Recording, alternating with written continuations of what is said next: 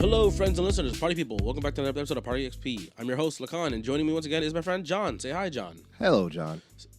So, John has been with us for 2 episodes now, right? Yes. And I realized as I was prepping for this week, I was like, oh, wait, I had Jeff F on last time, as a guest, but we did the extra episode about talking about conventions, which is kind of like more like a loose conversation for us, kind of thing. Yeah.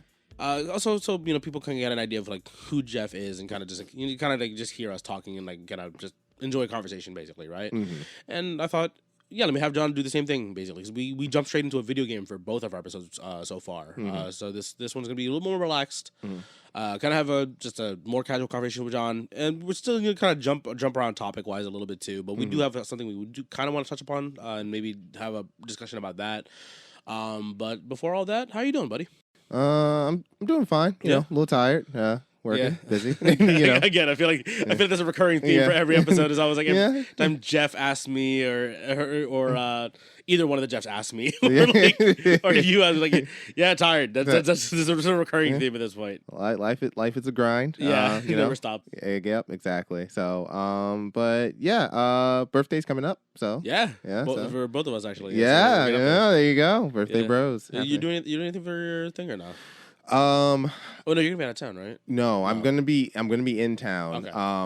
I have things happening every day that week. Yeah. So I was actually gonna ask you if you want to do anything on your birthday when you come back on the Tuesday. Yeah. I'll be back Tuesday. So. Are you gonna be? Oh yeah. Tuesday. I'll be back on Tuesday. So yeah. I'm down to do something. I'm off that anyway. Gotcha. Unfortunately, the 28th I'll be back to work. So. Okay. If you want to do something 27th, I'm down for that. That's fine. I'm possibly going to be celebrating 4 different birthdays. Yeah, I know, right? So John's birthday is the day after mine. So is another friend of ours, Steve's, is on the same day as well. So we kind of made it like a tradition-ish kind of, basically, right? Where we kind of just get together and like the boys, we all get together to have dinner or something, grab a couple drinks, maybe whatever. Are you gonna be around for the barbecue? Unfortunately, not. Oh yeah, you're gonna be gone. I'm gonna be in Maryland. Yeah, you're gonna be gone on Saturday. I leave, so I'll be gone for Saturday, Sunday, Monday, and then I come back on Tuesday around pretty early. I'll be here like during the day. Got it. So and because I'm gonna be like social, I will be awake during that Tuesday, and we can actually go and do stuff basically. Okay, yeah. I remember a couple years ago we did karaoke. That was fun. Yes, we did it a couple times. Actually. Karaoke's always a solid. Yeah, option. it's fun because you just something to change up from like the usual, just like go out and like have food and drinks and whatever, right? Something a little something relaxed. Yes. You know what I mean? I've also since you first took us to our now regular karaoke haunt, I have now spread it to everybody I've known, and now everyone just goes to that same place. Yeah, I mean, because I remember the first time we were talking about it, they didn't want to do karaoke because everyone I think thought of the like American style karaoke, where it's like, do you remember what was the name of that bar restaurant that doesn't exist anymore? Near the same guy who owned Fox and the Hound. Oh, the one in Menlo. Oh, Champs. Wait, was it Champs, right? But maybe. Like, not the same as like the foot. The the other. The store. Yeah, so it's like Champs, some of that, right? With like 2 P's or something, like something weird. But like, yeah, because I remember hearing the story of Altars. Yes. So I wasn't there for that, but yes, the story. The story of him being drunk and getting on that little stage and not knowing any of the words to the actual song that he was singing. It was Headstrong. Yeah, right. And all he knew was like 2 lines of the chorus. He only knew the chorus. So like, I think that's when I mentioned karaoke again a couple of years ago for the first time, right? I think everyone had that in mind, and they're like, "Oh, I don't want to do that." I was like, "No, like Asian style karaoke where we have like a room to ourselves, we can bring our own drinks and a little bit of food into the room, and kind of just chill there, for a couple hours. It's a pretty good time. Yeah, especially because like the whole idea of like the whole point of karaoke is for us to get together and like sing and have fun as like friends. Yes. You know what I mean? It's like I think like because we're also like friends, we're allowed to just like be bad. Yes, you know what I mean. It is different singing in front of a bunch of strangers as well as your friends. Yeah, I mean, I have no problem with singing in front of strangers, but like everybody. Well, you're actually good at singing. So that's the performer has no problem singing in front of people. I was surprised. Yeah. were you at the one we went to in New York with Zach and Allegra or nah? I don't think so. No, okay. Yeah, I don't think so. Yeah, that might have just been the Sabos, I think then, and I think Buffa. Yeah, I think that might have been because we went from karaoke in New York, and once our time was up there, I think we only had 3 hours or whatever it was. We ended up finding a place that was like their basement was karaoke, but it was the Western style karaoke. Oh, so we went from the Eastern style to the Western style. So they had a little okay. bar with a small stage in the basement, and Allegra sang something, and I sang something, and we were like, one more drink and let's get out of here, kind of thing. You know what I mean? It was like, that was a good night, kind of thing. Nice. But that was fun. Yeah, I don't know. We'll figure out something for our celebration. Yeah. So. I'll be back. I'll be free. We'll make it happen. Yeah. Yeah. So yeah, I'm never. Have you been picky with your birthdays or not really? Right.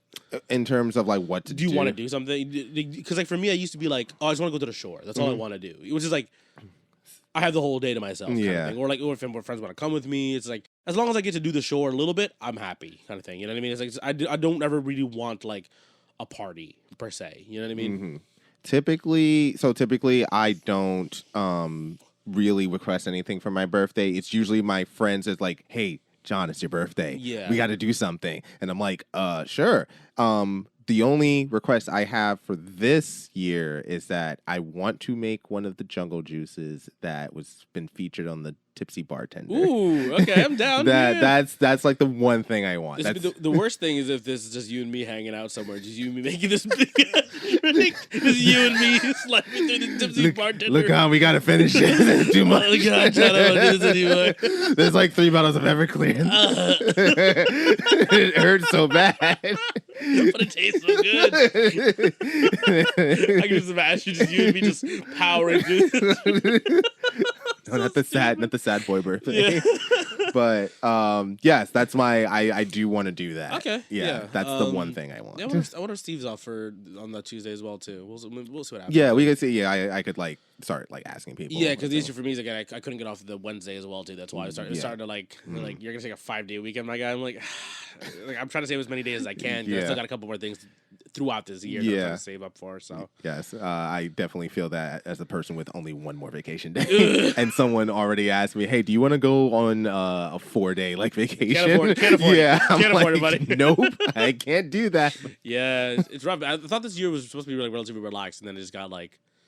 Yeah, it just got like progressively busier, and I was like, man, okay. Well, I was hoping for a relaxed year, but apparently not. No, not happening. Yeah, not including Gabe's wedding. Like I knew that was gonna be happening, but like I knew that was gonna be hectic a little bit, and things were gonna happen. But it's like I find out another friend's getting married, and then my friend's having a baby shower, and I was like, okay, fine, we're doing that.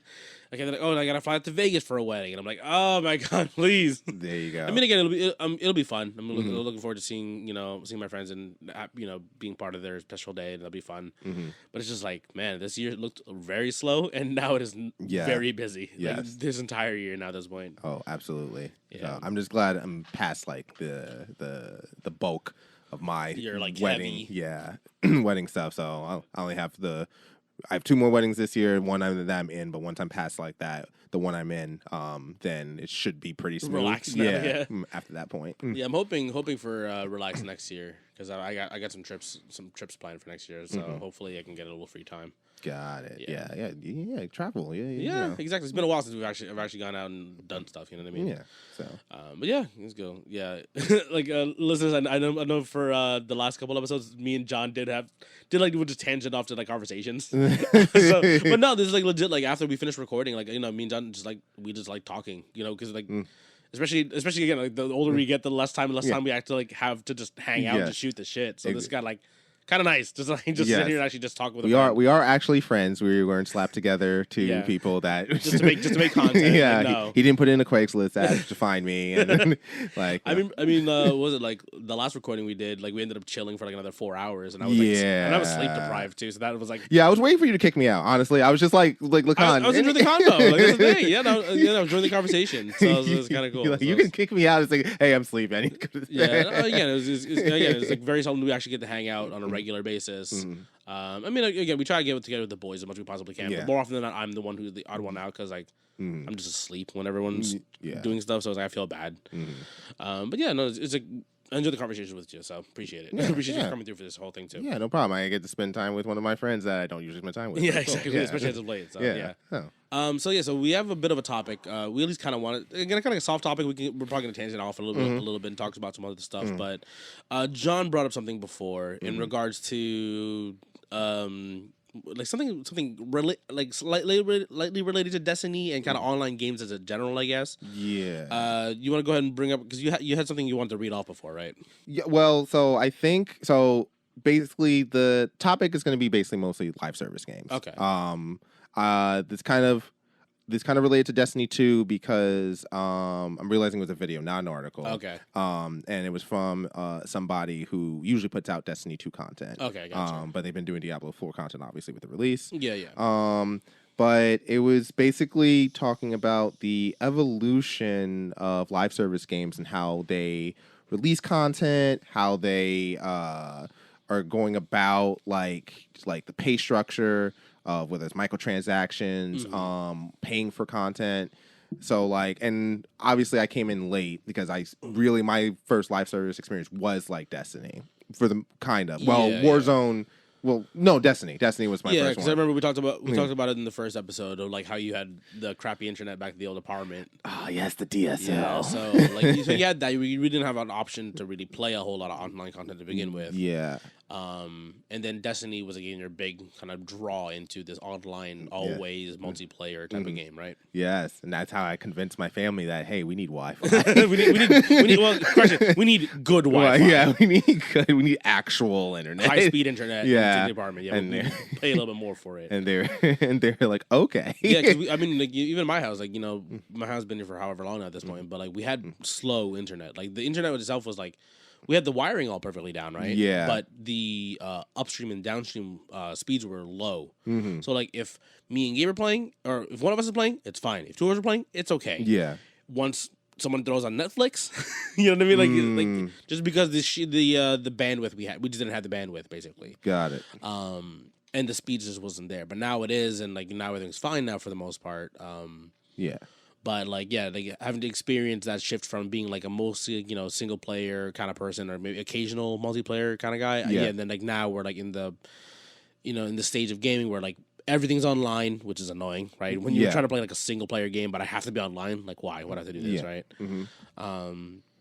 Yeah. So you want to talk about something specifically about the whole online content and pay structure and all that stuff? Yeah.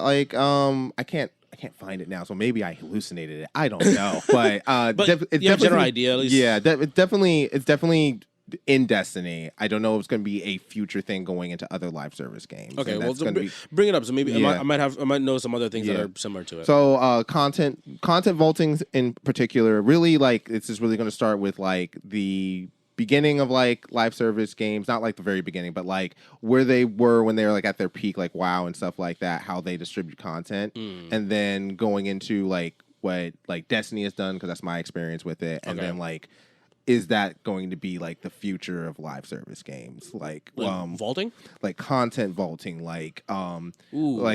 seasonal pay structures, well, that's for sure. I know that's absolutely a thing. Cause think about every game now, especially BRs, right, or even games that aren't BRs anymore. They're because before it was a battle pass, a seasonal pass, right? Yes. Siege had Rainbow Six Siege had a season pass kind of thing where you get more skins and stuff if you if you pay for it, you get more skins and more renown, the in-game currency kind of thing, and for just playing the game, right? You just get rewarded for playing the game, but you also pay technically more for it. Yeah. Before that, it was a battle pass instead of a season pass. It's something slightly different where if you maxed it out, or no, if you buy the season pass or whatever it was, you would get all of the next DLC characters up front. Yeah. Or not up front, but when they come out, you will have access to them right away. They're included in the price instead of buying individual characters later. You know what I mean? So they had something like that. In terms of the older games WoW, even Terra, stuff like that, right? WoW had DLCs, and we're talking they were especially back in the day where everything was on a disc still for the most part, right? You had to go out and buy the DLC. Yeah. So that was the thing. If you, especially because back then it felt more tangible because everything was physical.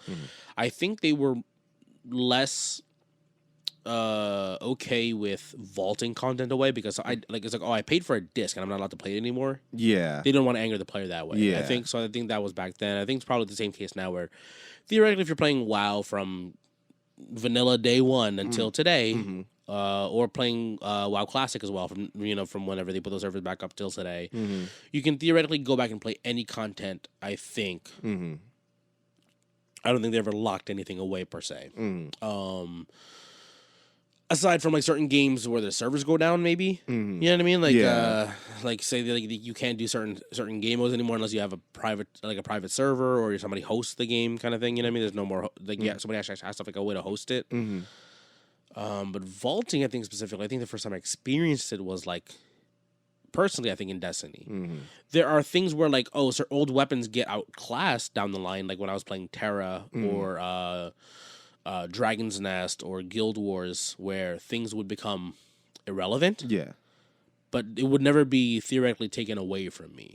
I think that's something that's specifically a Destiny thing. But I think there are other games that do, quote unquote, take away content. Like they like. Warzone does too. Like Warzone 1 did it with Verdansk, yeah. Yeah, true. They definitely did take it away. Yeah, they added it back, right? Eventually, they didn't. No, it was Caldera is the map, and then like they have a resurgence map and stuff. But Verdansk is gone. It's just gone. Yeah. Huh. Yeah. Didn't know that. I mean, I haven't gone back and played in a little bit, but like last time I've seen gameplay of it, it was Caldera. So, okay. Yeah. Yeah. So again, there are more. I think there are games that are doing it at least in some form. Certain games do it differently. Like Apex. I can't even call it vaulting because basically the way they do it is that they take away content, like they take away like a map, right? Because it needs to be reworked. There's like certain places that are too hot, certain places that no one goes to. There's no point to going there, and just because the fights are too hard there's no cover in certain places. It's unfair to fight and move around in the areas. So maybe they'll take it away and rework it a little bit, and then put it out again next season, right? Yeah. Or say like a weapon is too strong. They'll put it in the care package. So like instead of you finding it on the ground and finding the attachment for it, because let's say the base weapon is too strong. Like it fires too accurately, fires too fast, does too much damage, it's too easy to use, basically, right? Let's make it so that it's not as easy to find on the ground. So you have to find it in like a care package, which means you have to like risk finding the care package, and hopefully one's near you. Yeah. And then you're probably going to have to take on a fight as well, But that being said, when you get it though, it is very strong.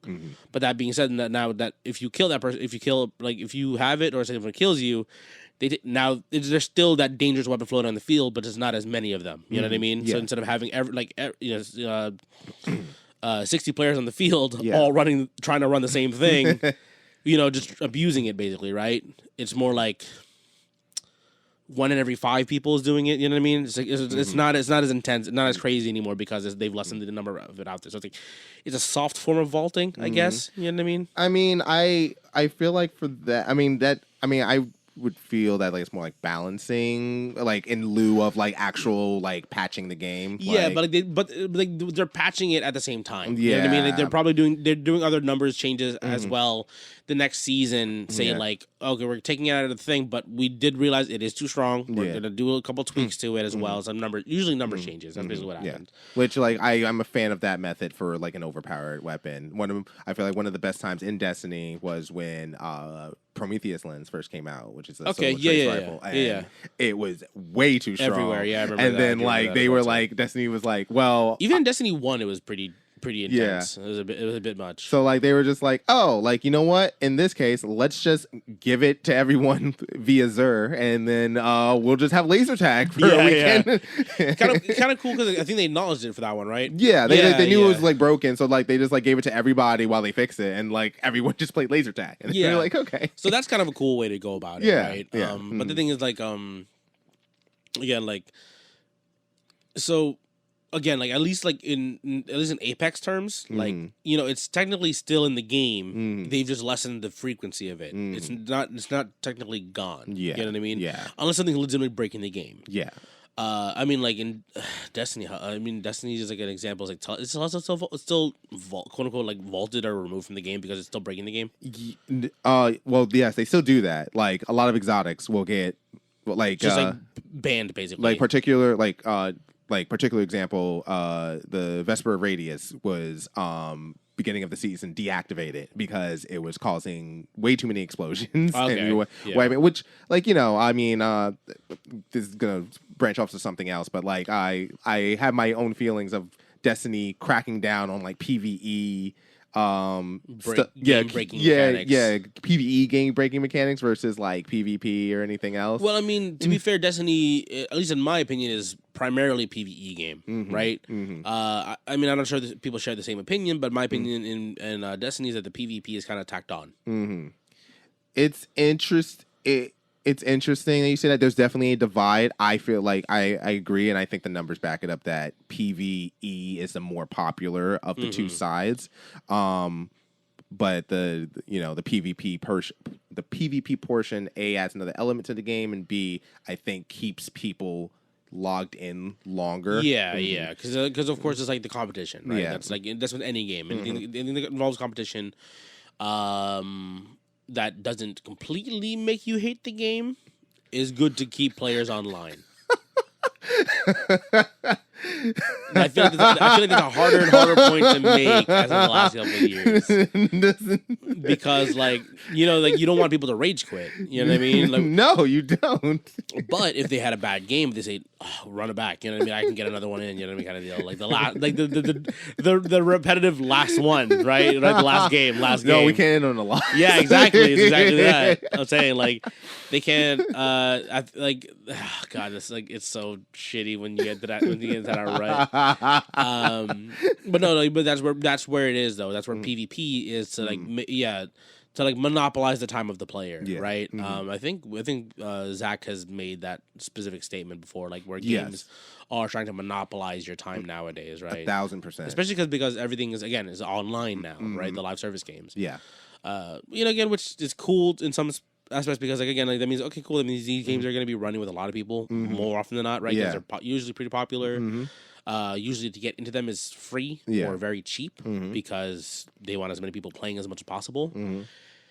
And there's microtransactions in the game, which again I personally don't really care about too much. Like because if they're offering the game for free, right? They gotta make money somehow, right? The issue is when you look at like a game like Destiny or like World of Warcraft I was doing before, where you have to buy DLC and pay for stuff as well in the game on top of it. That's really annoying. And like, one of the biggest issues with Destiny, sorry to cut you off, Destiny in the moment is among the player base is buying seasons per season versus buying the yearly pass all through and the different levels of content you get through that. Because like if you buy season by season, you don't automatically get like say like the dungeon that comes with it. Or you get like one of the biggest issues was last year, the 30th anniversary season that came out for Bungie. If you didn't get the yearly pass, you had to pay separately to get that 30th anniversary budget, and also get Galahorn, which was part of that. Which was one of the strongest guns in the game. So you really had to just pay to get one. Just pay to get to. It was pay to win, basically. Yeah, right? exactly. So again, like that's another thing with the whole like live service games, right? Microtransactions is going to be part of it now. It's kind of just, unfortunately now it's just kind of embedded into the gaming culture at this point, right? Because people want to show off stuff, right? Yeah. But again, as I said before, like the way I see it is like I played League of Legends for a long time, right? I played League of Legends for like almost 10 years.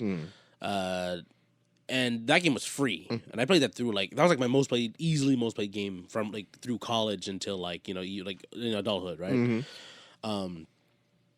I dropped like a decent amount of money in that game over those like 9-10 years. I dropped like because there used to be like an app that they could let you like see like how much have I spent on this game kind of thing. Oh god! And then eventually I think they took it down. Like it was like an API thing, security kind of thing as well too. But then eventually you could just message Riot and be like, hey. How much money have I spent on my account before? How much money have I given you? Yeah, basically. You should have asked them, right? Yeah. And I think I spent like over again, this is over like 8 to 10 years. All right, I spent like $2,000 on that game. That's not bad. When you break it down, it really is not that terrible. Yeah. But that's usually like, I would throw like, oh, I just got like I got a bonus paycheck. I'm gonna throw $100 into this game and just have it there if I want to. That was I just have like a wallet in the game. It's like, okay, oh, a skin came out, cool, I want to buy that one. Or like, oh, like my friend's birthday, I'm gonna buy him a skin. You know what I mean? So it's like. But microtransactions in this online gaming space, right? It's a way for the games, again, they're live service and they're technically free or very low cost to get into them. The company still has to make money somehow, especially because they have to pay people to make sure that these games don't start dying. Yeah. Like, you know what I mean? Like breaking.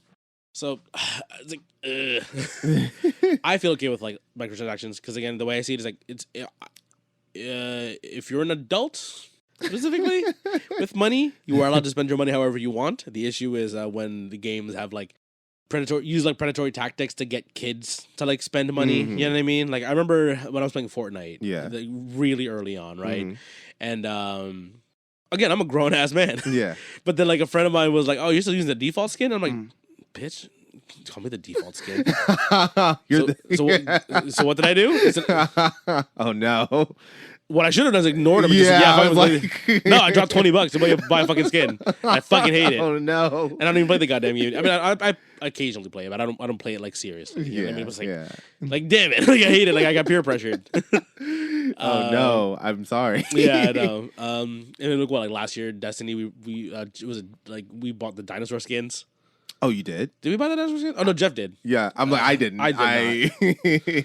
Jeff did. I do remember when we in first Destiny, in Vanilla Destiny, we definitely got a good amount of emotes that were in the store. Yeah, when it was just selling like just the emotes and stuff. Yeah, I did buy a lot of emotes in Destiny too. We were definitely they got the new dance in. Oh, I want that dance. I would see I saw like the BTS dance. I saw the Goofy movie dance. The perfect cast, and I was like, I gotta buy this, dude. Absolutely, I do. So I got happier times, but like I know we were like definitely spending extra money for that, and then like kind of got, at least for me, that stopped really spending like money, actual money on like that stuff. Because you're already spending again like on DLC. Yeah, because like once it's like the pay structure started being like a little bit different, then it's like, oh, we're doing yearly expansions. Like, okay, okay, cool. And it's that's like, fine. I'll pay $40 for $60 for another full game. Basically, we're doing seasonal content now, and it's like, oh, okay. It's like if you pay individual seasons, you still have to pay for the dungeons. It's like, oh, okay, all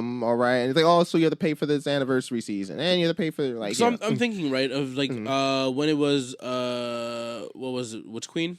Yes. We paid for the whole season, right? And we got everything as it came out, basically.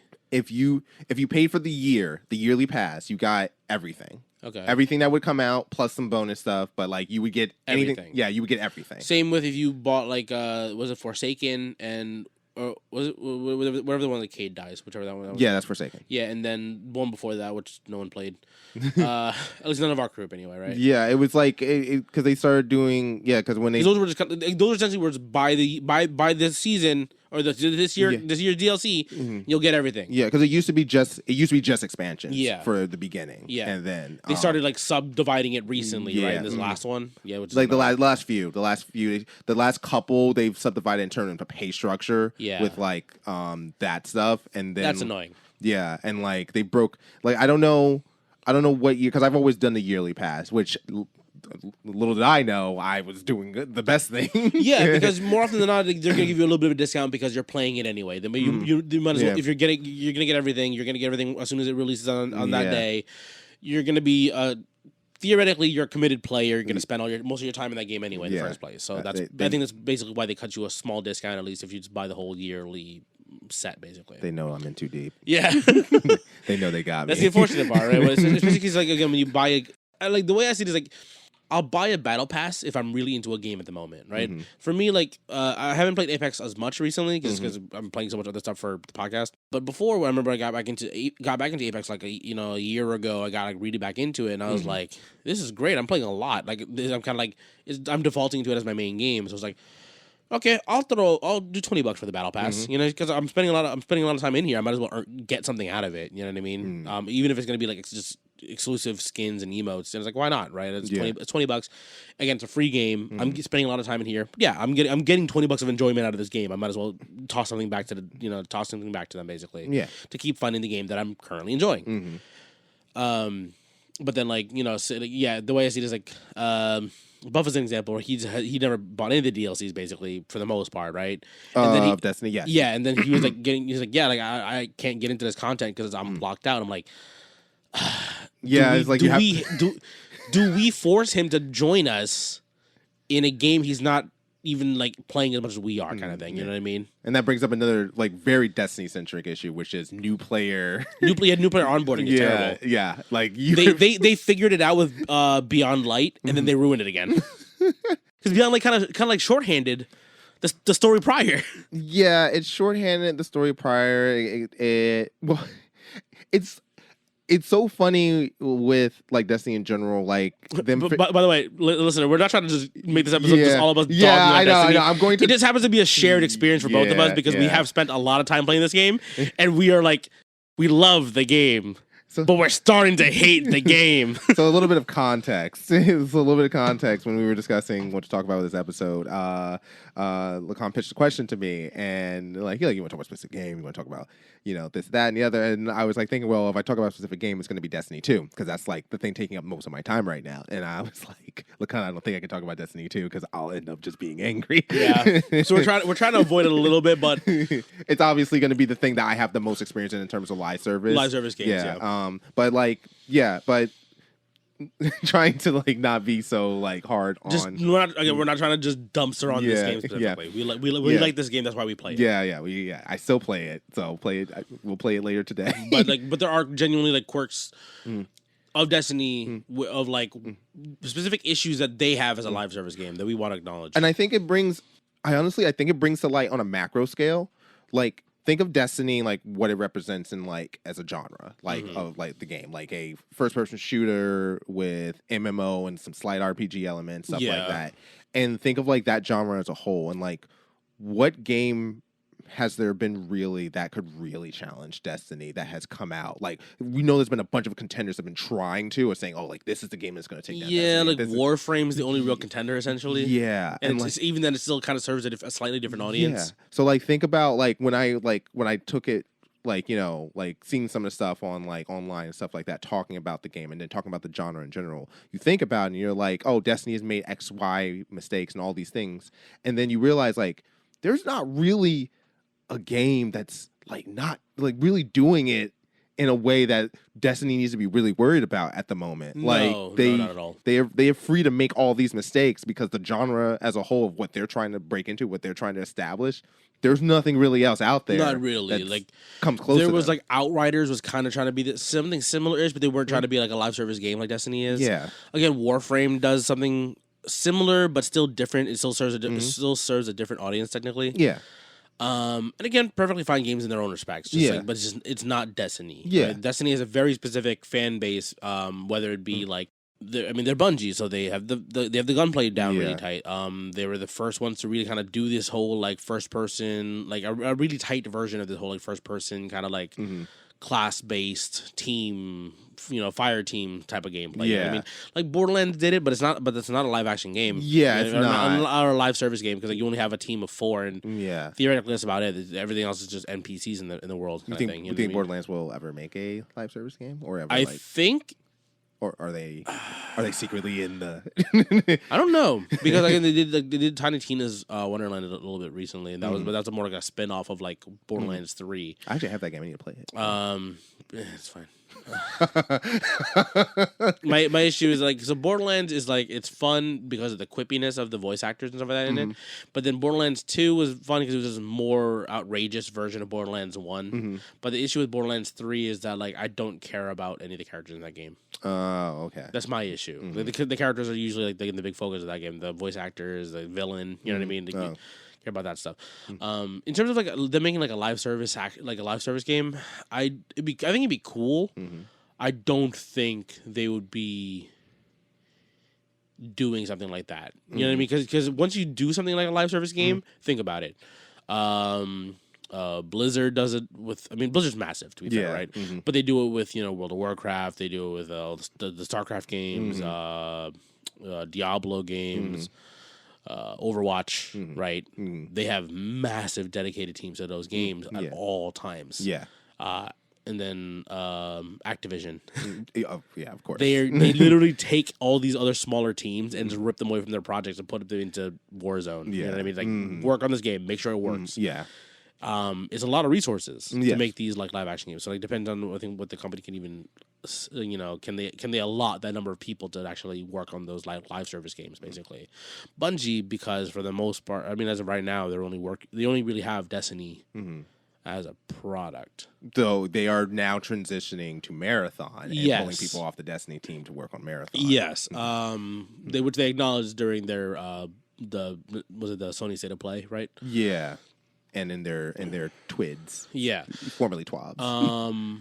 So with that, I think it's like that's also serving a different player base.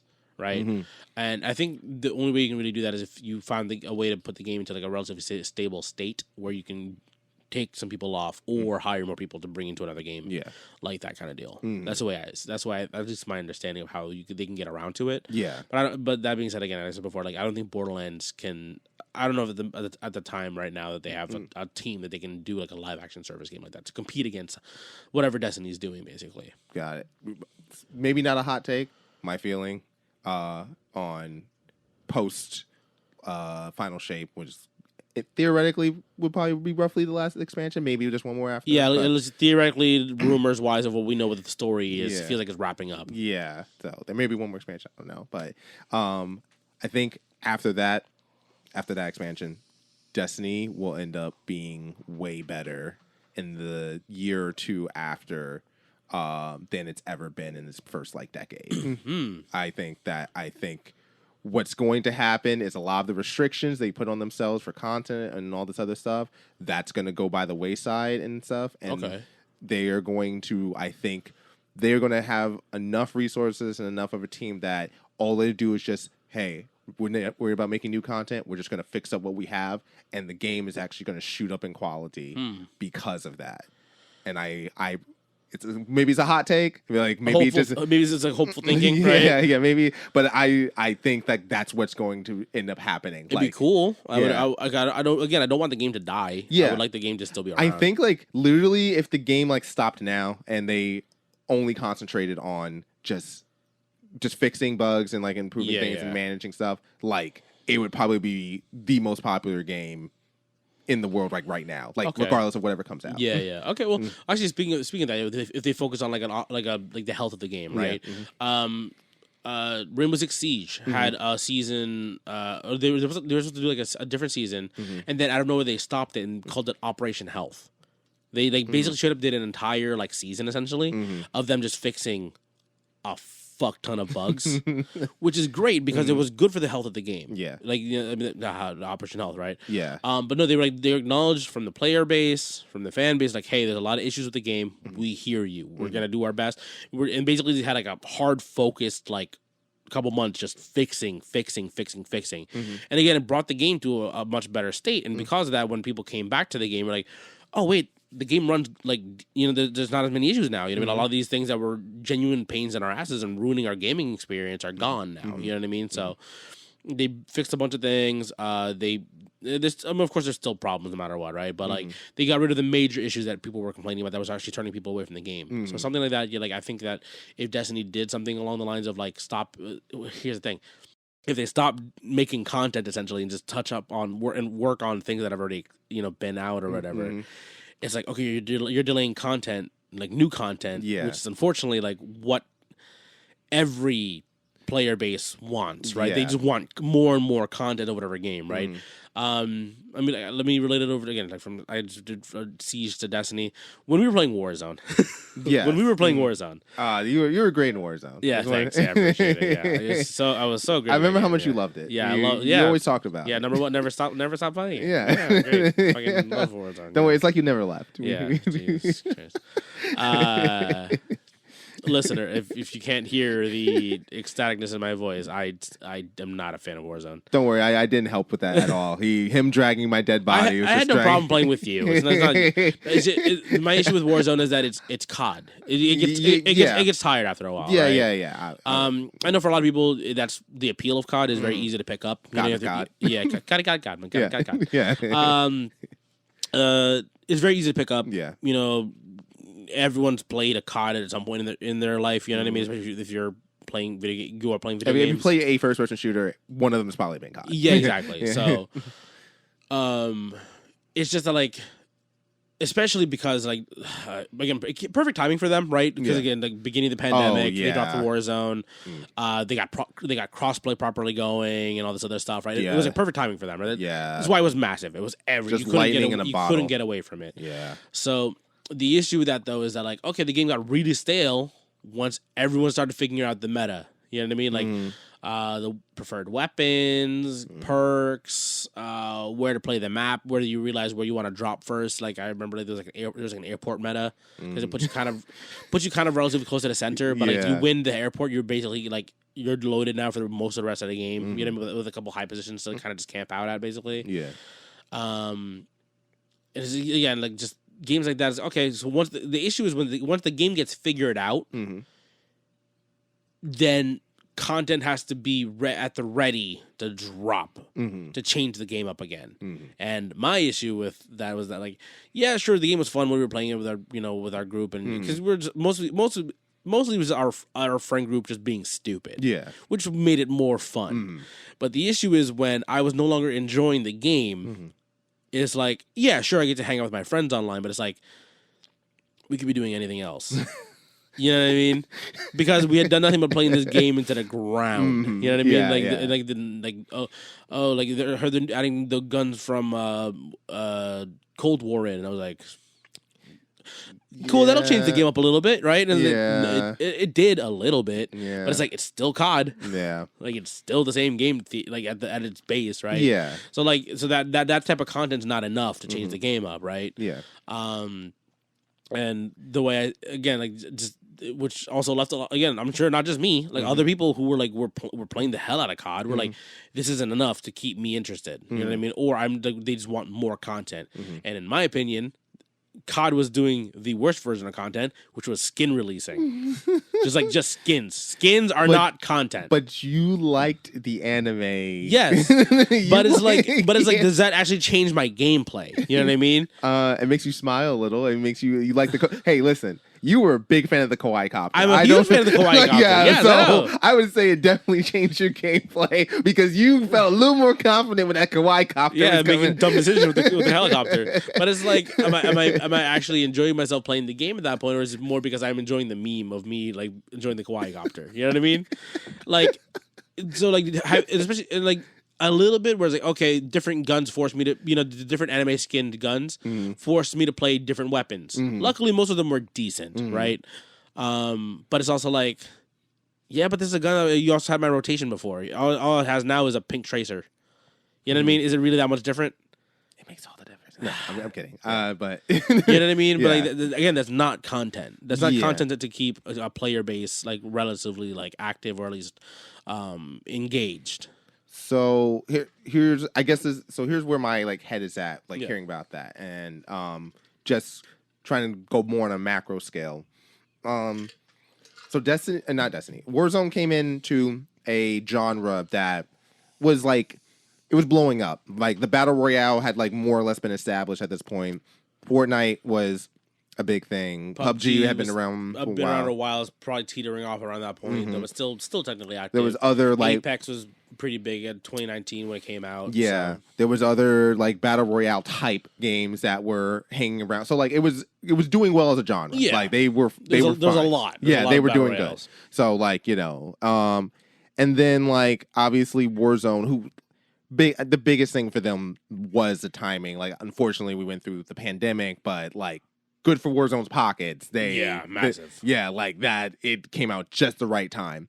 But I think also the big thing for them was them coming out with a BR that had most of what you see from first person shooter BRs, but had like a little bit of a different like elements to it that like for the most part was more of quality of life than actual like new content, but like it was like stuff that people were like, oh, like either like I never knew I needed this, or like, oh, this is what I wanted all along, like having loadouts that you could customize. So when nice you earn, when you buy them, or like if you get the free one, like you earn like, okay, I've got my guns and my comfort picks. Yeah. Or like having buyback. So like if you die early in the game, you're not just gone for the entire game. Well, I mean, they took that from Apex, basically. Yeah, and Apex had that, and then like, but like PUBG never had that. No, if you died PUBG early, you just watch. And like PUBG you would basically just leave or like watch your teammate play it out. Exactly. And like PUBG, like I think just recently added that in.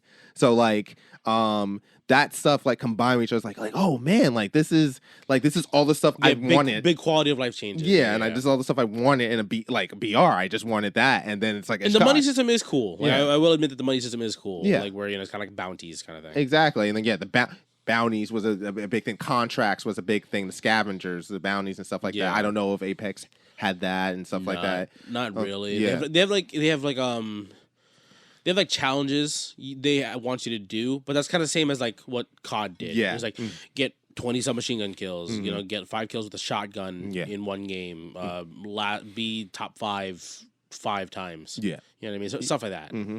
So like you throw all that in, and then COD also had the one-shot snipers, which people love, like that feel of like a one-shot bolt-action sniper. Yeah. So like a lot of things like came together, as well as the timing, that it was like that was kind of the draw. It was like this is a BR, but it's got like these extra things. A lot of big things that people wanted, and again, because a lot of these things work from COD already. You know what I mean? Like most snipers in COD were one-shot headshots, right? Yeah. In Warzone, it was like one shot to down, which, to be fair, it's different. You know what I mean? It has to be different. So I think all I'm saying is, like, in the respect of like that genre, people had their expectations, which were being satisfied for the most part by like other games, and then COD went ahead and added some things to it, and they were mostly received positively, and then that's what helped also blow it up along with the timing. For like games like in like Destiny's genre and stuff like that, I don't think people really know, like outside of like Destiny, what they really want. Like they know like what Destiny needs to improve on, particularly, but like there's nothing really to draw from an other game because everyone's trying to pick from Destiny and see what they're doing. So like there's not really another source of like inspiration that a level. Destiny has a very specific, against Bungie, they have a very specific feel to their games, right? The gunplay is very, very tight. The abilities are a very, very cool thing that really spices up how the gameplay actually works out, right? Because it's not like having a flash grenade versus a stun grenade versus a frag grenade versus an incendiary, right? It's very, very different. Like all the different abilities and classes make the game very, very different. And because you are customizing your own characters as well, too, technically, no two Guardians are technically the same. You know what I mean? Whatever loadout they're carrying, whatever abilities they're carrying at the moment, it's very, very different, and it allows for that kind of like flexibility in terms of gameplay. But of course, there's still a meta, so people who are sweaty will still do a very specific loadout kind of thing, right? But there's a very specific thing that I think like Destiny could only like satisfy certain players with. Like you're not going to find that kind of enjoyment from any other game other than Destiny, which is fair, especially because if they're like us, well, not like I technically came in late, but like you guys have been playing the games, it's like year one and still playing it to this day. You know what I mean? Like it's very, very. You guys are technically part of the more dedicated part of the fan base at that point. There's one thing that I did want to acknowledge though before we got off the topic of COD. Do you remember the moments we had to worry about how big the fucking file sizes were in COD? How big? The file. Oh, yeah. Yeah, because the way that they handled their system was like they would essentially download another copy of the game and then remove the old copy of the game at the same time, which is so stupid. Yes. At least that's what I heard anyway. I'd never actually looked into what we were actually downloading aside from just being a patch. But it's like again, like we mentioned before, where like games are trying to like monopolize your time. Yes. COD was monopolizing your time and monopolizing your hard drive space. Yes. I knew a lot of people who dropped other games because they were like, I can't keep like Apex and COD on my PS4, like my baseline PS4. I can't keep it on there anymore because it doesn't fucking fit. Because COD takes 300 fucking gigabytes or some shit. Are you insinuating that was the big game plan, or that would just happen? I think this happened to be a thing. Okay. Because again, like I did know people who like would remove like, especially because around that time I was playing Siege a lot. So it's like I know a lot of people who were removing Siege from their PS4s and from some of their PCs if they don't have a massive hard drive. Like I can't keep another, like some of these other big games that I was trying to get through. I was like, I'm mostly playing COD at the moment. I was going to remove them, I'll download them again later. But then it's like, how sure are you going to come back later to another game when like, do you want to go back to the barrier of entry again? Like if I remove the game off a lot of people are lazy. We know that, right? Like, there's like they want to go through the path of least resistance. Like, I removed the game. It's like, I want to play this game again, but I don't. Do I want to go back and install it and do this whole thing? It's like, yeah. If they're hardcore and dedicated, want to go back to it, then yeah, they will. But a lot of people just aren't going to. They're going to go with the easiest things. Like, I have Warzone already installed on my console. I'm just going to play Warzone. You know what I mean?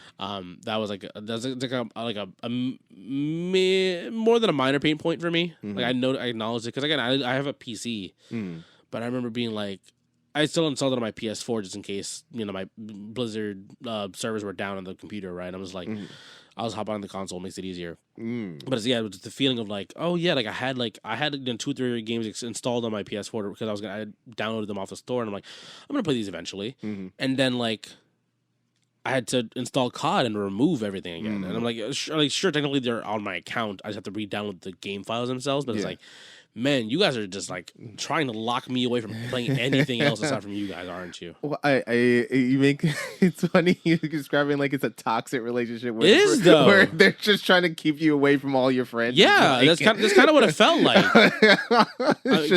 It did feel weird that again, like I felt that the fact that I had to like choose between like the other games that I wanted to play is like choosing between my friends and my girlfriend. That's what it felt like. God, it's just that very possessive partner. Yeah, it was weird. Like, no, you don't need to hang out with them tonight. Yeah, just play me. Just play me today. Yeah, okay. Why don't we ever spend time together? Like, you're the only one I spend time with. Yeah, exactly. I mean, again, that's how I felt about it anyway. Because then I remember even then, for a little while, we went back to Overwatch for a little bit. And it was like, that was fun. But it was just like, it's not...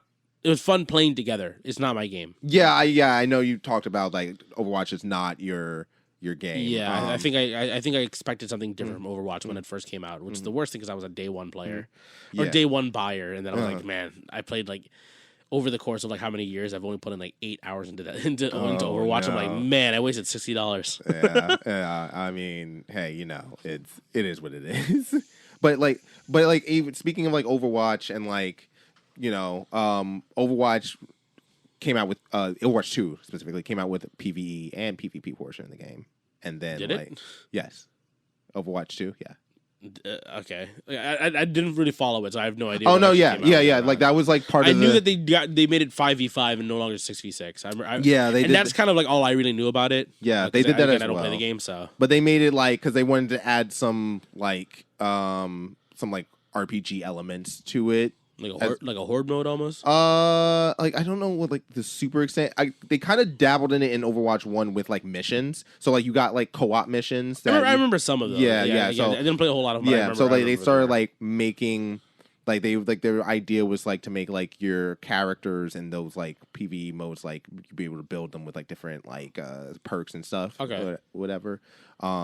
So like that was like the plan when it came out. So they came out with like a PvE and PvP version in the game, and then like they eventually just dropped the PvE just like recently-ish. Oh, I heard about that. Yeah. I heard about that on a couple of the gaming podcasts, and them talking about like how they were basically promising they were making PvE content, and then they realized no, we have to have everybody hunker down and focus on the PvP content. Yeah. So it's just Overwatch 1 again, with just one less person on the field. Yeah.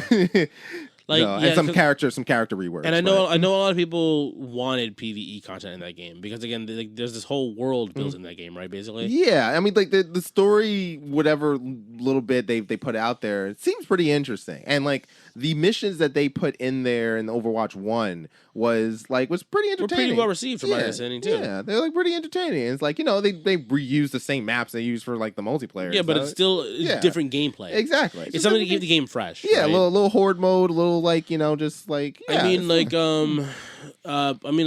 was a little bit. I think it was like earlier this year or like late last year where people were starting to play Fortnite, the proper game. Mm-hmm. Like, so do you know about that? Whoa, what? Yeah, so it's like the game was, I think it's called like Fortnite Save the World. If you tell me Fortnite was actually a game supposed to be about you being a contractor while you're building, so it was actually meant to be like a horde mode kind of game. Okay, where you use building to defend against stuff. Wow. And the battle royale was added on because they were still technically in like closed beta or like early or like late alpha technically. They put out listeners, if I'm wrong, please understand, look it up yourself. But from my understanding is like it was because it's called Fortnite Save the World, and you press like left or right and it would go battle royale. That was added on because they wanted to put something out. Wow. The game itself was supposed to be like kind of like a defense game. You build a fort to defend against like an opposing force, basically, kind of thing. That makes so much more it's sense. It's been like a cooperative shooter game kind of thing. Wow. Yeah. Oh, okay.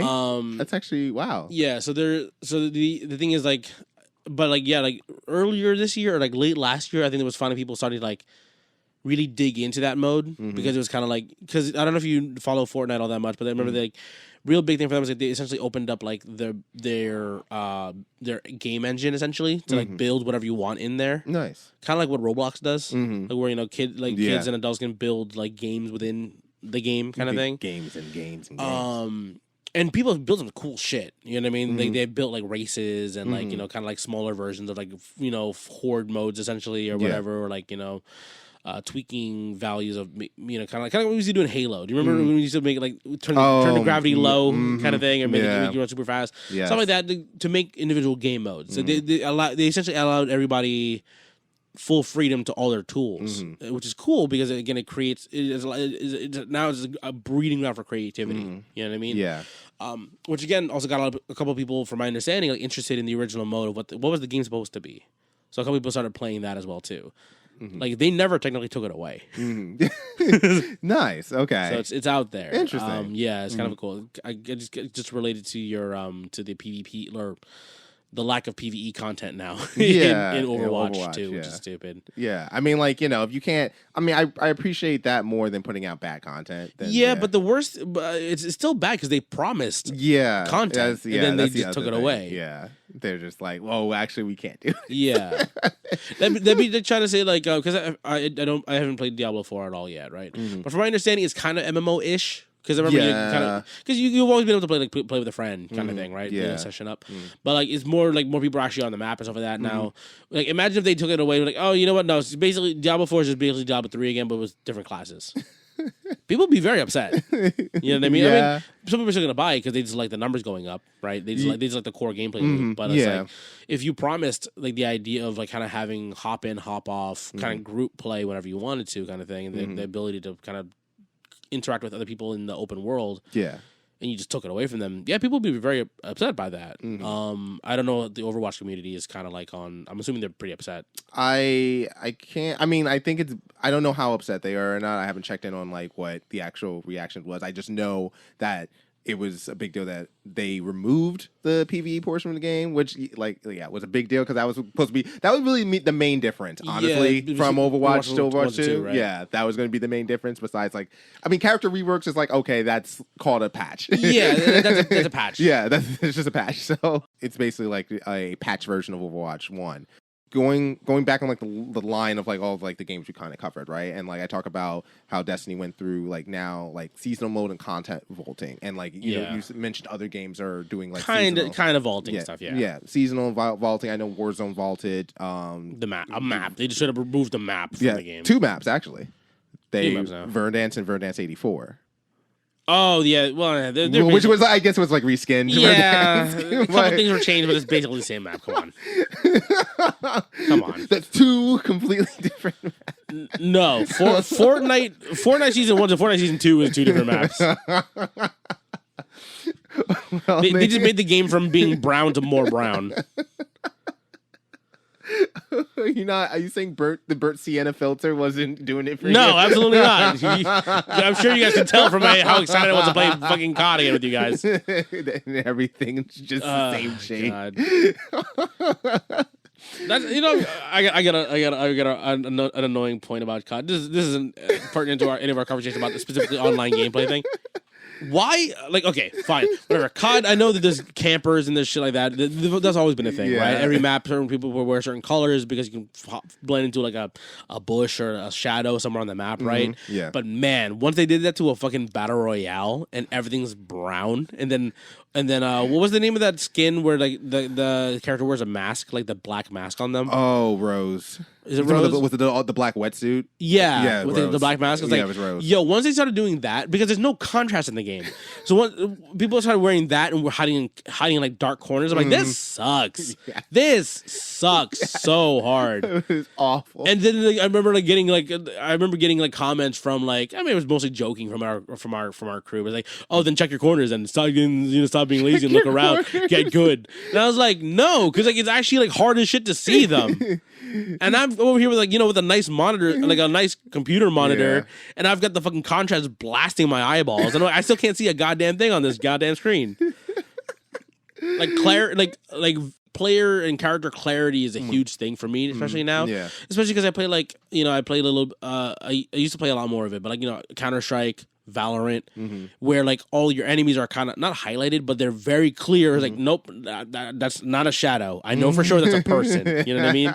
And it just got me so annoyed. I remember when I came back for that short stint and like, because like with Warzone we played a lot because it was like, again, kind of like everyone's default game, right? It was like we played that. I played a little bit of like Rocket League, but mostly Warzone because everyone wants to play Warzone. And then, like, I don't know, we played for like 6 to 8 months straight, basically. Yeah, like, I got super burned out, and I don't want to play this anymore. I went to Apex, and I was enjoying myself there. Yeah. And then I remember, like, what was it? Something happened. Maybe season 2 came out or something like that, or whatever. Warzone, or not season 2.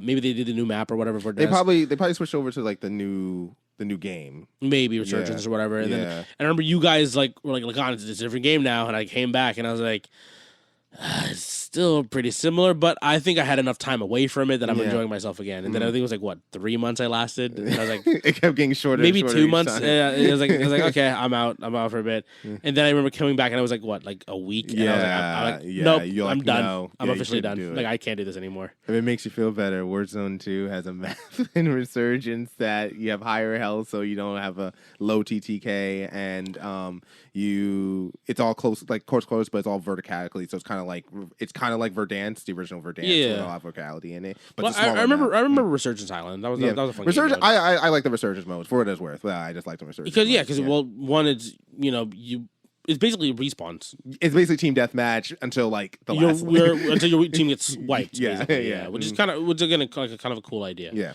But yeah, I can't go back to COD. It's just, at this point, I'm so burnt out. Understandable. I just don't care about it anymore. It's fine because you have to level up all the weapons anyway or buy the game. Absolutely not. So it wouldn't matter. But actually, that's actually a good example because I heard about that. I wasn't sure. So the weapons, you can still get them in Warzone, which is still the free to play game. Yes. Right. But like, people will buy the game to level up the weapons in like whatever. What's the current COD right now? I don't even know what it is. It's the Modern Warfare. Modern Warfare 2? Yeah. Okay. Yeah, because they remade the first Modern Warfare already, so now the it's second Modern one Warfare. Yeah. So okay, so people will have to buy the game, or people will buy the game to level up the weapons in there to bring into Warzone 2.0. Whatever. I mean, like they're like to be fair to the people who bought Modern Warfare 2, you probably bought the game because you like the game. Yeah, But yes, I watched the playthrough on Twitch. I'm like, yeah, okay, this is cool. I slightly care about the story of like Modern Warfare. I slightly care because it's like mostly nostalgia at this point. It's definitely, in my opinion, way better than when it first came out. Remembering, like, you go back and look at that story of like Modern Warfare, Modern Warfare 2. It's like people loved it back then, but it's very like paper thin. Yeah. I mean, it's an action game. You don't. You just need enough story to get through. You don't. Yeah, you don't need a lot of. You're talking to a guy who likes John Wick. The whole point of John Wick is, they killed his dog. You know what I mean? Like, yeah, then fuck them all up. That's all I need to hear. That's the only motivation I needed. Murder everyone. Yeah. But yeah, like that's annoying because it's not technically vaulted content, right? But the issue is like, okay, I'm sure you technically level up faster by owning the game because you can play deathmatch and shit, right? 1,000%. Yeah, you spend a lot more time. You can get a lot more kills. You can rank up faster than that. Yeah.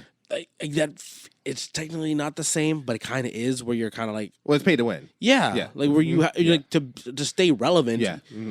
Like you have to like spend to buy a game if you don't even care about it. Then you're just throwing away money just to play team deathmatch. You either spend a lot of time on the game to try and level up the guns, or you pay money to accelerate that timeline, Yeah. so then you could go ahead and be better, faster. Yeah, And no, yeah, absolutely not. Yeah, and that's the pay to win structure, and they did the thing I think that like really hurt Warzone over time was just like they did that with every. I mean, fair to them, they have to make money, and they are going to make a business model that's going to enable that. So every new COD that came out affected Warzone, and they tied the two together all the time. I kind of wish we had a friend in our group who played phone games aside from Jeff. Like phone Like BRs? gotcha games. Oh, like gotcha games. Yeah. Oh, because I've heard a couple stories like horror stories about those as because those are technically games as a service, right? Because they're alive until they shut down. Mm-hmm. Like I forgot what the game was. I think Crunchyroll had a game. I think it was. They did. They were like, or at least they were involved with something where like essentially the game shut down. Oh. But because they never acknowledged that they were shutting down, or that they announced it super late, people were paying until like the month the game was shutting down. Jeez. And then I think there was like a class action lawsuit where people had to get eventually they got their money back. Mm-hmm. But it's like, yeah, again, it's like a live service game is like, what if the game just stops existing? You know what I mean? Mm-hmm. There has to be at least with PC games and some console games, there's ways to like acquire. Is that legal? Well, certain games will release the code to create the network. Okay. You know what I mean? Yes. Or we'll just have a network that allows people to play the games by hosting themselves. Mm-hmm. Perfect example actually then. Left 4 Dead 2. Mm-hmm. I was talking about this before. Yes. So unfortunately, Xbox 360 gone, right? Yeah. I don't know if you can put that into your Xbox One or your Xbox Series X and play Left 4 Dead anymore. I don't know. I should probably ask somebody. Yeah, but it's compatible. Yeah, if it's backwards compatible, if it is, if that is cool, even better. You know what I mean? Maybe I highly doubt they'll allow for crossplay, but that's cool that people can still play Left 4 Dead 2 on consoles. That's great. Yeah. But for on PC, super easy. I host a game. Guys, join my server. Cool, we're in. Yeah. We're playing the game. Yeah. But like, because there's no crossplay, because the Xbox servers are down, theoretically, like some of our friends can't even play that game anymore. The game's just gone because you can't host. You can do LAN, but that's still different than playing. Especially just for the convenience of playing online and in person. Versus online versus in person. You know what I mean? Like how hard is it for us to get like a whole? Back in the day when we were in high school and like late high school, early college, we were like. Yeah, have the boys all come over. I have a bunch of TVs in the house. We'll hook up 4 Xboxes and play fucking 16-man LAN party. Yeah, it's great. Hard to do that now. Yes. You know what I mean? It's like, yes. Everyone's moved away, or like it's easier to be online or schedules. Games have moved away from that in general. They want you to buy the online subscription to go ahead and access the online gameplay to play with your friends. Exactly. So it's unfortunate when other games like in live, like as a live service game, again like phone games, right? They're gone. They're just gone basically. You can't host an online, like a browser. I guess considered like a browser based game. I guess essentially on just your phone, especially if it's going to be online. I guess you can't have all the whole game. I don't exactly know how it works, but yeah, essentially the game just stopped receiving support, so the game just shut down basically. Yeah. But again, at least for like on PC and some console games, I'm sure there's ways to work around it, right? You can create like an online network. I know people did it for like weird one, Mario Strikers for the Wii. Oh, they found a way to hook up Wii's to a modern online network to still keep the game. There's like a pro scene in that game still playing. Oh. Somehow playing the actual Wii like online nowadays with good internet. Okay. I'm like, cool, sick. That's awesome. You know what I mean? But because again, at least we have that option on PCs. That's still a thing for us. You know what I mean? Like I want to. Titanfall 2 is essentially a dead game at this point now because of the fact that like the servers are essentially just like overrun with bots and just griefers and shit, and people get banned from servers. But there's a mod you can do so you can kind of create like a lobby list. Kind of like how like Counter-Strike Counter-Strike does it, or the old Battlefield games you do it, where you do a server. Let's just pick whatever server has a lot of people in it. You can play in there. If you want to play just quiet server, like with 6-7 people in it, play in that one. Play the small one. Okay, nice. So there's still a mod keeping it, but essentially the game is dead. Like the way I consider it is like, I think if a game is like less than 3,000 people actively playing, it's relatively dead. Essentially at that point, done. Yeah, I mean there's still a very small, very core player base to it, but like obviously there's you can't keep playing. After some point, I mean you mentioned mobile games, and like I completely forgot about this. I have a lot of experience with a mobile live service game, Clash Royale. Oh, there we go. Yeah, duh. Yeah. So I put a lot of time in it. So like you mentioned like putting money into that, and so I played a ton.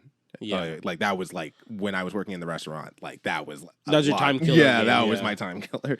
So never spent a cent in that game. Never spent any money whatsoever. Okay. But a lot of time. A lot of time. Okay. A lot of time.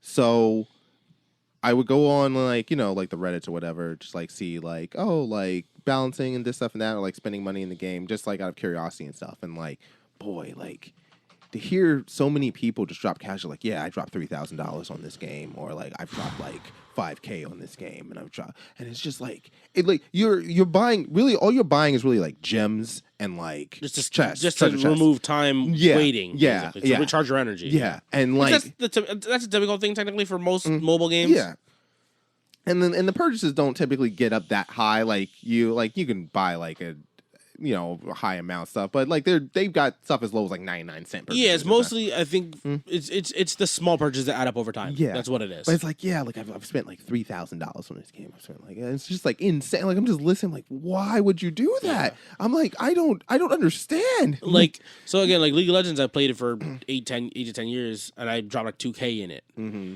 They have a mobile version of League of Legends now, a proper called Wild Rift. League of Legends Wild Rift, but before that it was like Mobile Legends Bang Bang. It's like a Chinese knockoff, right? Got it. And just a bunch of other games that are similar to it. Right? On the phone, that market is huge. If that market is big on PC, that market is insanely huge on phones. You know what I mean? It's the same thing. It's got to be the same thing. Yeah, where people are dropping like grands every year to play these online phone games. Yeah, and like that blew my mind. And like I like some of my coworkers would drop money on it, and like not crazy amount, $20, whatever, something like that. But like and I was just like, no, I'm not. Like I'd rather not spend. Money on I'd spend the money in a game. Yeah, it's a time thing. Like that's all it is. I'm not that hard up for it. But like you just hear these people dropping tons of dollars. And like don't get me wrong, I've dropped definitely like 4 digits in Destiny at least. Yeah, but you've also played the game for almost 10 years. Yeah. Now we're going on nearly a decade of all that stuff, and I'm still going to be spending more money because like, I have to do it to get to the last year. But like, hearing that amount of money just dropped on a game, and like, thinking of like live service games in general and like how they're built in terms of how they want to release content, especially now with like we're talking about the console games of like Warzone and Destiny vaulting content and like games going forward. Do you think like going forward, will developers see how successful Destiny has been despite all the things that it's gone through, and how successful Warzone has been with like vaulting content, and specifically with Destiny where they vault content for a period of time only to re-release it later, or to like have it show up as like free to play later on? Do you think that's a thing that future developers will go ahead and see, or more accurately future publishers will see and be like, hey, we can make a lot of money off of this model of just having content out, cutting it off, creating scarcity, and then re-releasing it? Oh, so the Disney Vault method, basically. Yes. Yeah. Ooh. Yes and no, because obviously there's a certain point where the player base will basically say no more of this. I'm over it. Stop doing this. You're taking away content from us. You know what I mean? And then there's the other part of the player base who's be like, oh, nostalgia. You know what I mean? Like I get to use some of my old guns again and feel good that they're back in the rotation. So I think unfortunately, I think there's like enough growth to do that. Unfortunately, it's okay for them to do it. You know what I mean? There's not enough of a hit for people leaving because of vaulted content. Versus people who come back because content becomes unvaulted. I think that's the way I see it. I feel. Are you? me ask you a question. Are you familiar with the boiling frog metaphor? Yes, of course. Okay. So for those of you who don't know, the idea is that if you place a frog in boiling water, it will obviously feel the hot water and jump out because it will not want to stay in there. However, if you put a frog in cool water and then warm up the water over time, it will not notice and it will stay in the boiling water until it like passes, until it dies. Yeah, until it goes bye-bye. So, and that basically that whole thing is a metaphor for a breakdown of people reacting to large changes negatively, but if the negative changes are small enough, they won't notice and they'll be okay over time. I mean, I've heard that metaphor used more for microtransactions in general in gaming. Mm-hmm. Think about back in the day when you'd play like Warcraft, like or World of Warcraft or whatever, or EverQuest or anything. Horse armor. I'm gonna pay for armor for my horse. Because I can. But that was very little. That was the first thing you could do, right? Yeah. But now it's like everything. Everything's cosmetic. Everything's cosmetic. Everything's weapons. Everything's rarity. I can change my entire setup. I can make a really boring setup look really cool just because I pay for I can pay for the outer layer of the skin, basically, right? Yeah. DLC, battle passes, season passes. On top of the DLC, it's like. Before it started off very, very little, and these little microtransactions started showing up more and more and more. And again, as I said before, like, when playing League of Legends, playing these phone games, I've actually never spent money in a phone game now that I think about it. Like, I've always been a free-to-play phone game guy. Like Puzzles and Dragons. I play gacha games, like Crusader's Quest, Summoner's War, which is wild because those are big gacha games, and those are like spend money gacha games. I know people would drop a lot of money in those.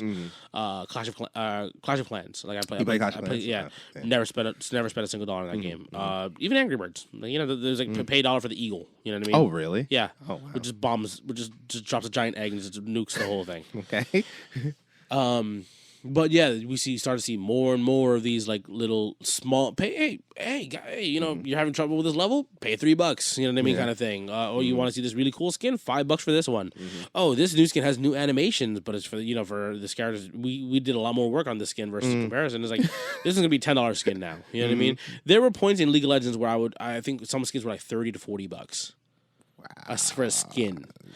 At least you get to see them because it's a third person game. Yeah, it's like an overhead game, right? Yeah. But like I also look at it too is like when I started buying skins for like my characters in first person shooters, like Fortnite, I can see my character, right? Yeah. Apex, I'm like, I love the Titanfall aesthetic. It's like military but futuristic still. You know what I mean?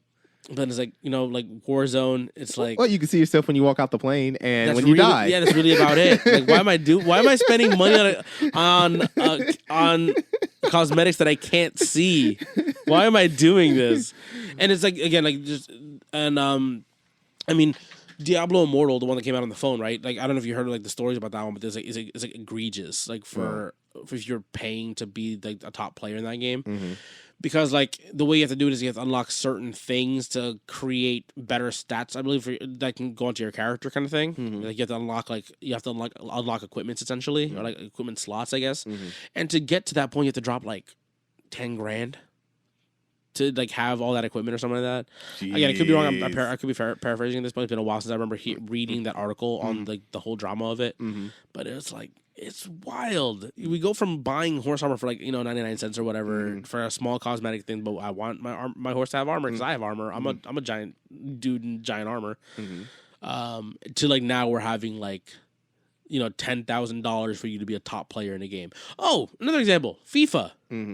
The My Team bullshit. Oh, that's literally FIFA, Madden, 2K. Anything that's EA, basically, right? Yeah. Well, any sports. Any sports game, even probably FES or whatever the hell, the other soccer one, PES or whatever that was called. Yeah, all those games where like you have to create your team to be like relevant. You have to like create a super team essentially, and just creating a customizable deck of players for your team, so you could take that fantasy team online and play against other fantasy teams. You know what bothers me too? Because all those teams end up being the same eventually anyway. Yeah, I mean, you get the meta builds. You have to. You just get the meta builds for all the players, and then just play the best team that's already built into the game. Save yourself how much you have to spend for those fucking characters. Like that. Well, that's how they do it. You were talking about creating scarcity. They make it extremely hard to get those players. Fuck it, play the team. And then they also do patch notes on those players and stuff like that, which is crazy too. But the reason I bring up, but like that's all like perfect examples of like the frog metaphor. Yeah, exactly. And like the reason I brought it up in that moment was because I think that's going to be the same thing with content vaulting. I think we've established the established thing is when us being like unhappy with something isn't the barometer on it being good or not, or it being successful or not. It's whether or not we spend money on it or not. That's the reality of it. True. So like if we stop playing. Exactly. The real way that we go ahead and send a message that we don't want X is if we stop playing and paying for X. Yeah, so you're again, like, like back it up with your wallet or your time, yes. Right? So basically, what I'm thinking is like Destiny, like I've already more or less committed that I'm getting like the last year of sub content right that it's obviously has not been enough for me for the content vaulting. Not that I already usually play the content, and any content I haven't played I don't really care about. So yeah, you've kind of gotten whatever you needed out of it anyway. Yeah. So, is what it is. And then like a good amount of players feel the same way. They're like, I just like the content I have and I'm fine with it and whatever. That's where I am. I'll play through the season. I don't really grind anymore, but I'll play when I have the time. Yeah, they took away power leveling too, so you never have to grind. Thank God. Yeah, no. But yeah, we've already established like, there's an environment where we are okay with content vaulting. Yes. And we are willing to pay for content that will eventually be taken away from us and we'll be fine. And I think other publishers will see that and will be like, that's a good idea. Yeah. And like that means less money on making new engines, making new servers if they need to. And they can just keep reusing the same one because that's the bind Destiny is in. And like they don't have to spend money on that and they keep making money from the live service game no matter what. Yeah. And they know that we're okay for paying for that because we keep doing it. Yeah. So, man, that's rough. That's my opinion, but no, I absolutely see that. No, I can see that possibly being a thing because like, because like the way I'm thinking of like Escape from Tarkov, right? Because we haven't seen Marathon yet. We have no idea how the game's gonna play or whatever. But like Escape from Tarkov, I think it's called the Cycle Frontier. I think it was another game that's very similar to it, right? There's an extraction shooter. Yeah. Yes. I mean, what was the one in Warzone called? DMZ. Yes, DMZ.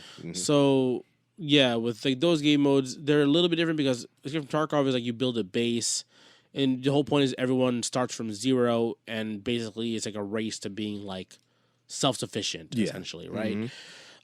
Same with like the cycles, like just having enough gear so that way you're like you're decked out, and if you lose gear, you still have plenty of decked out gear. You're no longer fearing anybody essentially at this point.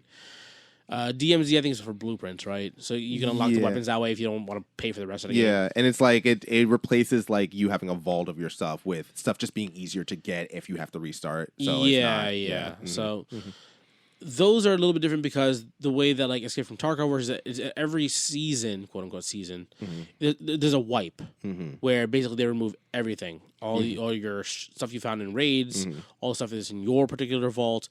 Everyone gets reset back down to zero basically. You start over. Yeah. Which is fine because it gives like a fresh start to the game. A lot of people don't like that idea. I understand why they're not happy with that as being like I spent all this time gathering all this stuff and making myself self-sufficient. It's like I have to lose all of it. It's like because the fun part is the grind in those games. You know what I mean? That's the thing. But I think that like with that as a mechanic of the developer, the publisher. It's like you're not technically buying another game at that point. You know what I mean? It's like Escape from Tarkov. Like I paid for it once, and I haven't paid for anything else since from it. There's no microtransactions within the game whatsoever. With Destiny with Bungie's Marathon, there might be something like that where it's like, there's a wipe every season, but maybe with new content. They pay for like kind of like what it is for like Destiny now, where it's like if you want to have 2 or 3 more new maps, you have to pay for it. You know what I mean? Yeah.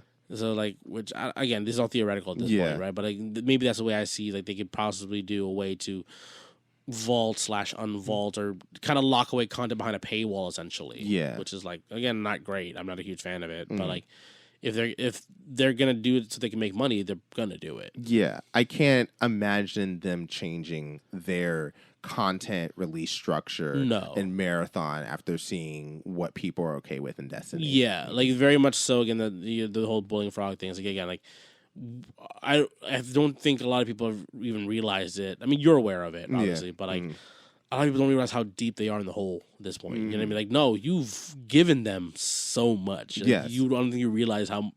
Oh, I can stop at any time. Can you though? You know what I mean? Because you're still paying them with your time and your money. Yeah, even if you go away for a period of like a couple seasons or something like that, you're still like hearing the story. Like, oh, when the new like expansion dropped, you're like, oh, maybe like, I'll get back into it. Like that happened again. Yeah. Like this big player that they've been building up for like 7 years. Now they're in. Oh, okay. Like, you know, like perfect example for the last expansion or quote unquote last expansion. Cade's coming back. Yeah, immediately. Pull people right back in. Like, you spoiled it for me like a couple weeks ago, and I was like, I don't even care. Kane's back? Dope. Yeah. Like, I'm fucking back in. Yeah. And again, like, I haven't bought the DLC, but I'm like, I have to buy it because I'm going to. I'm excited to see where the hell this goes, but now I need to know what the hell happens to lead up to that point. Yeah.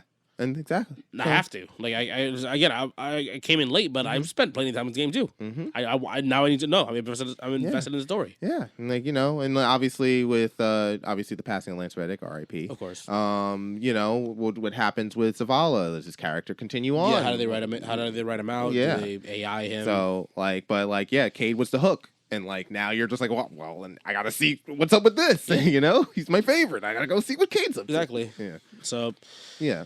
Yeah, and it's the whole, again, like people have gone away because they were upset with the product, and then we know just because of the way that they do things, they're gonna pull more people back in with the product again. Yeah, it's just gonna happen. Yeah, so like I think just going forward, I think like just the way live service games are gonna go, especially with like the way Destiny has gone and stuff like that, and it's particularly in this genre, just, you know, content vaulting in general, the breaking up even more of seasonal content and like DLC content, expansion content, to where you have to like either pay for like the deluxe version of content for the year, or you have to pay more money individually just to get everything. Yeah. Like, I feel like that's going to be like the next step in terms of like monetization. Yeah, for, like, I think live that's service games. 1,000%. Because like, yeah, we've already put it out there that we are willing to do it, and like if someone like, hey, like a Marathon tries to do the same thing, and people were like, no, I'm not paying like only the deluxe amount just to get all the stuff I want to pay for individual stuff, and I'm not going to pay for anything else. Yeah. Then like maybe they change from there. But like Maybe. if it's like if people are okay with like paying extra for like not getting the deluxe because they just didn't feel like in the moment or whatever, and like that's it's going to be copycat. It's a copycat industry. They're going to keep doing that because it makes the most money. Yeah, no, that's true. Yeah, so yeah, I think there's why I did move away a little bit from Destiny, because I did get annoyed by it as well. That's kind of why I backed away from it. But like other games, I think maybe games that aren't established now are probably going to do that, because again, like Apex, COD. I mean, even though they technically do vault, it's different. They do it differently, right? A big thing for live service games, in my opinion, in general, is there just has to be content, and skins aren't content, because I realize a lot of games, when they have like a not a bad season per se. I don't want to call it a bad season. Let's call it a season where they were like, there's a lot of issues with it, so they were spending a lot of time on that, so they didn't have time to build new stuff, right? So what do they usually do? They pump out skins to make it feel like, for the unsuspecting player who's not really thinking about it, who does care about cosmetic stuff like that, oh, look at this new stuff in the game. It's like, it's not technically that. It's not new stuff. You know what I mean? Yeah, just the way content's not like it's not content, but they will do. A lot of these companies do that, but again, that's also egregious when you look at it. It's like you promise us a product, but you're actually not supplying us with enough of the new things we wanted from you in the first place. You know what I mean? That's again, that's the whole point of like the Overwatch thing, where they were like, oh, we're gonna do PvE. That's the big difference between Overwatch 1 and 2, and then now it's gone. So you're basically playing Overwatch 2 with one less person. Yes. Not great. Like not a great look. Yeah, but people are still fucking playing the game. Exactly, because the core gameplay. You said yourself, core gameplay and stuff. It's like still Overwatch. Yeah, it's still a hook that hooks people in the first place. That's the thing. So you're still willing to pay for it and stuff terrible. Like that. So, terrible. I mean, people are gonna have fun with what they have fun with. And I'm not gonna yuck anyone's yum for liking what you play. You know what I mean? Like I don't care what you guys play, but I think just all I would want is that people to be aware of like what is happening to the gaming industry, on like a bigger picture. You know what I mean? Like, and I know there's been plenty of other bigger content creators and people who have talked about this for a long, long time. You know what I mean? I'm sure Asmund Gold has talked about this before for how World of Warcraft does things. That's why he tested Final Fantasy 14 because just the player retention is happier. The overall player enjoyment is higher. From that game for especially as a recent for World of Warcraft. Or Linus Tech Tips, I know for sure has talked about the whole horse armor thing. That's a big thing for him. He just refuses to buy cosmetics. He's like, why would I do that? And the dude's a multi-millionaire. Like he still doesn't do it because at this point it's a principle. You know what I mean? Again, I'm not going to tell people how to spend their money or live their lives or whatever. But these are conversations that have existed already before in terms of like how gaming is and how we're dealing with it as like an audience that's being monetized too. Yeah, like it's something you have to acknowledge, and as a thing like as you, the listener, and anybody, right? Like you, me, sitting in this room right now talking about it, it's like whatever happens in terms of like monetization stuff. Like if there's a point where you are no longer happy with the product, and you don't be aware that they're like, yes, while hopefully there are people who are passionate about the games that are developing them and making them, there's still like a grubby suit in the background. Just a scum fuck bastard trying to get every goddamn diamond nickel out of you.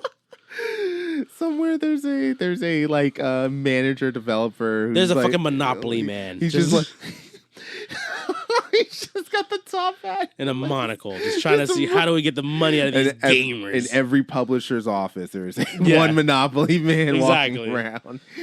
No, I mean, it's like again, if you're like, again, I'm sure the games are made out of passion and built out of passion. Of course they are, but it's just like everything's still behind a corporation. You know what I mean? I also under the thumb of a corporation. I also think one important thing to just to put out there is also we represent a specific demographic of player that because we came in during like Super Nintendo 64, where we received the full finished product. Yeah, so then and there. Yeah, Sega, all that stuff. So like that, the beginning of the gaming boom, like we grew up with that, and we went along with it. So like we're like the adult version of that gaming boom. So obviously we've seen like things grow. You heard me rant about my fucking Prince of Persia shit. Yes, yeah. Why would you lock away shit behind the DLC?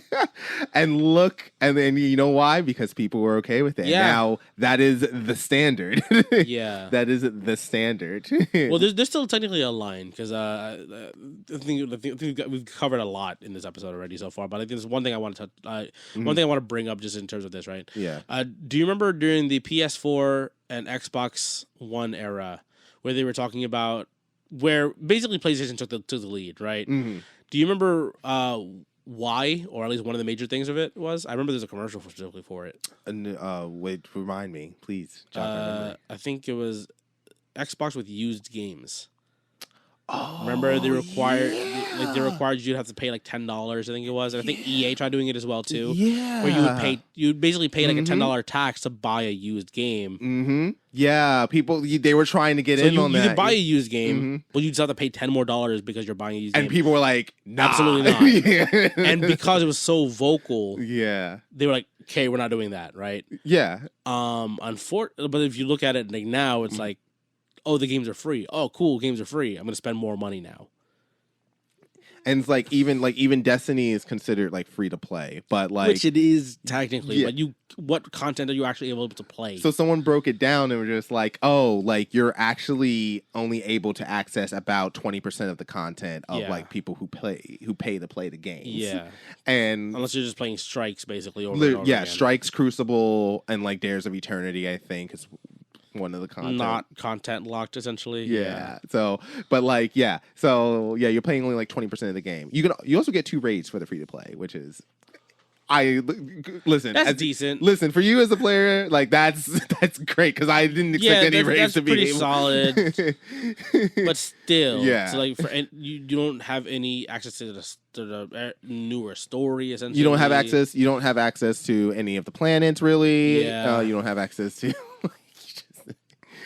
So yeah, you're just kind of like you just have basically just weapons. Yeah, like you basically have access to all the weapons essentially, except for like mission specific ones that are locked behind like certain missions. content. Yeah. But like if I go to Xur, I can still buy like Four Horsemen, whatever the fuck. What was it called again? It was the Four Horsemen, the shotgun. Yeah, the Fourth Horseman. Yeah, the Fourth Horseman. Yeah, I can still buy that even if I don't have the DLC. You know, I can buy the Graviton Lance even if I don't have DLC. Yeah.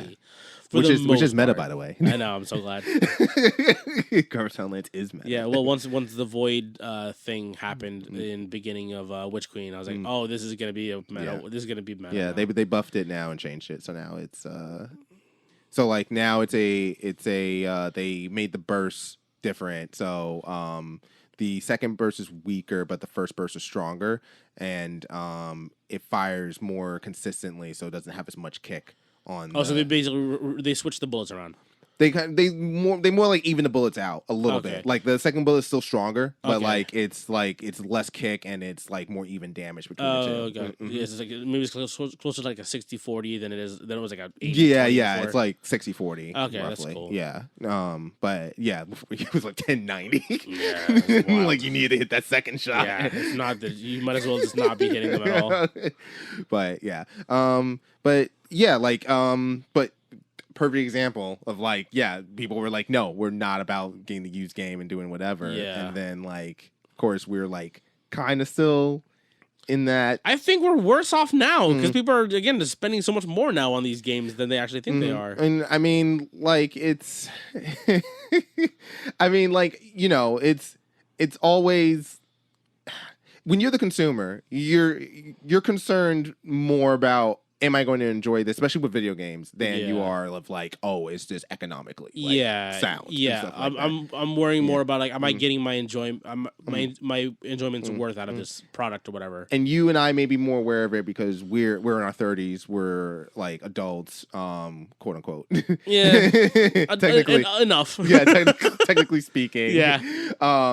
That like these are things that we have to think about in everyday lives. So obviously, we have to acknowledge how much am I allowed to budget for a game. Mm-hmm. So we apply it obviously to games too, and then versus someone who's like in college or like in high school or maybe fresh out of college, and maybe that's not just as big of a deal. Like especially if you're living at home with family where you don't have to pay rent, you don't have to pay like all this other stuff. So like you have disposable income that. Oh, if I can want to drop an extra $200 for a live service game, I can. And especially if you're doing it like, 20 times, $10 at a time. Yeah. You know what I mean? Like you don't really realize it. Yeah, exactly. So like, just acknowledging that difference too of like perspective. Yeah. Yeah. But yeah, and I mean like, hey, it's not all gloom and doom. It's just like, understanding that we have more aware of what's happening in terms of the space. We have more control of the market than we let on. We tell ourselves. Yeah. Like we are the ones with the money in our hands, so we're the ones that determine whether or not these companies make money doing certain things. So like at the end of the day, it's like, if you enjoy a game, go ahead and pour money to support them. At the same time, understand what you are supporting. So that makes sense. Yeah. So like I think that's like my whole thing of like live service games is like, and I know I'm not part of the solution right now. So after Destiny, I mean, we're hypocrites, right? Yeah, we've been talking about this stuff, and then I go back to Destiny. When I go home and immediately go back, boot up Destiny to get back in to give them my money. As I look at and find like, oh, I like that armor piece. How much silver does it cost? What dance are they selling today? So yes, yeah. So, but you know, at the end of the day, I do still enjoy Destiny. I think so. Yeah, but just be aware of how you interact with these live service games, and just know that there is there is like stuff happening if you're not even thinking about it like actively.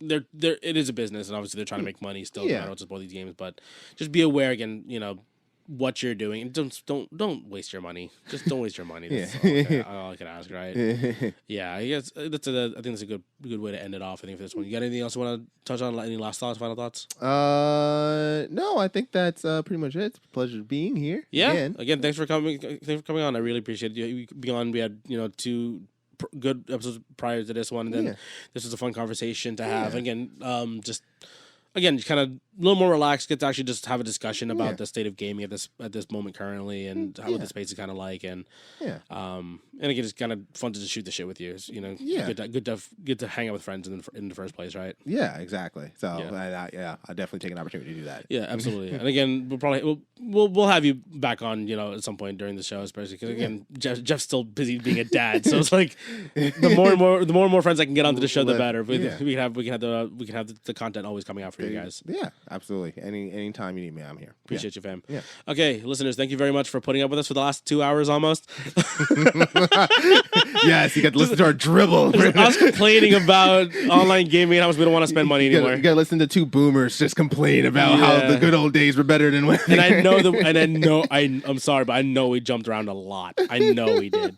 But thank you guys for tuning in for this episode. Really, really appreciate it. Give us a like, subscribe to us, leave a comment on on whatever podcast platform you're listening to this on. We'd really appreciate if you guys share us with a friend. Again, thank you guys so much for listening and tuning in and fucking with what we do. And we'll see you guys in the next episode, guys. Take care. Bye.